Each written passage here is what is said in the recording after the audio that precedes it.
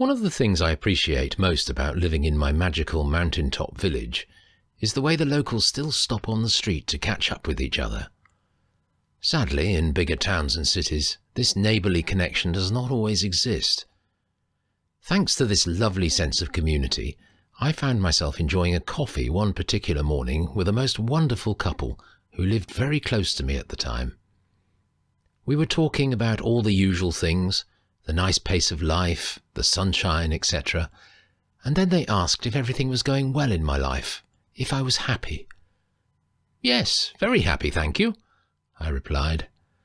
Then the lady asked me, almost apologetically, "Sorry, Mark, but can you tell us exactly what it is you do for a living?" I smiled as I replied, "Well, I used to run a shop in the village, but now I am on a very different path." "Ooh, interesting," she replied, clearly intrigued.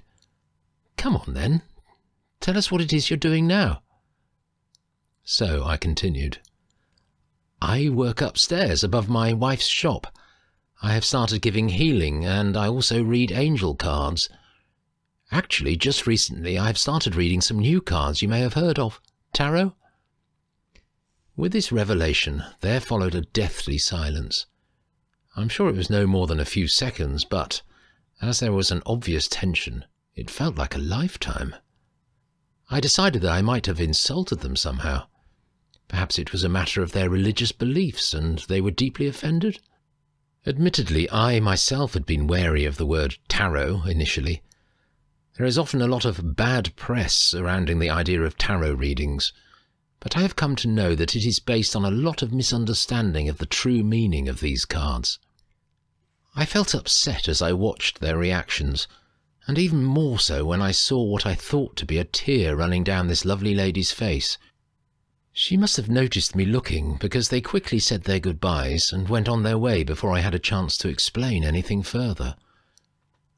As they hurried off, I began to feel a deep pain inside, and it troubled me.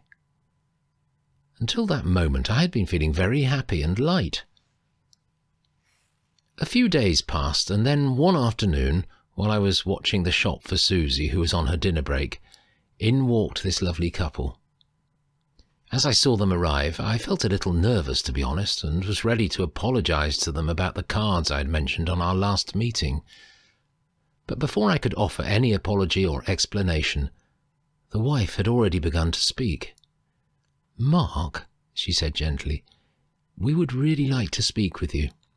I've something to tell you, something we'd both like to share with you. It's about our son." She smiled, and yet there was so much sadness in her eyes. She continued, "Not so long ago, before his sudden passing to the spirit world, our beautiful son worked on a fish farm in Scotland. He had been there for 2 years. Each evening at home he would spend time working on something he was very passionate about, the study of ancient Scottish symbolism. He had such love for the ancient mystics that he interpreted and captured some himself through his own personal designs." She then handed me a silk cloth, and within it was a set of 78 tarot cards, which her son had made by hand and painted himself. I was completely overwhelmed, and felt tears pricking my eyes from the deep emotions I was feeling. She continued, "After my son's passing, I could never think to throw these cards away, and I really wasn't sure what I should do with them. That is until the other day, and the conversation we had then." She looked at me kindly. "I'm sorry, Mark, for rushing off like that. It was just that we were so overwhelmed when you told us you had started reading tarot. Somehow I knew our son had guided us to you. These were his passion, and I can see you share the same passion. We know he would have wanted you to have them."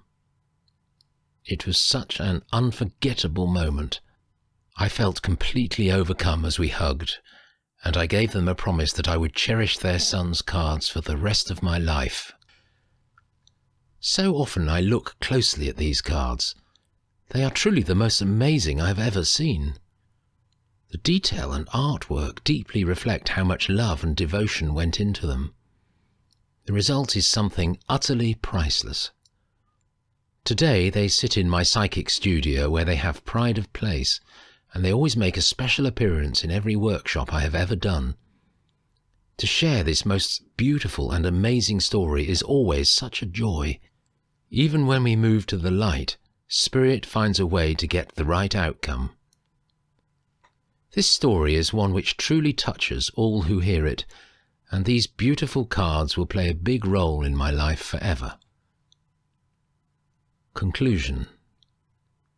After we leave this world, we continue to be a part of the daily lives of our family and friends. That connection is not lost, even though you may not always feel a presence or think you have ever received a definite sign that they are near. Our loved ones who have passed are always there. How incredible was it that this wonderful spirit guided his loving mother to gift these amazing cards to someone she knew would truly cherish them. This intervention also presented a powerful message of confirmation that even in spirit, we still command great power and strength to complete unresolved issues. Life can be so very hard when we lose someone who touches our lives with love, but know this: they never leave our side. In this moment of sadness, reconnect to the joy you shared together. Release the fear that you have become separated.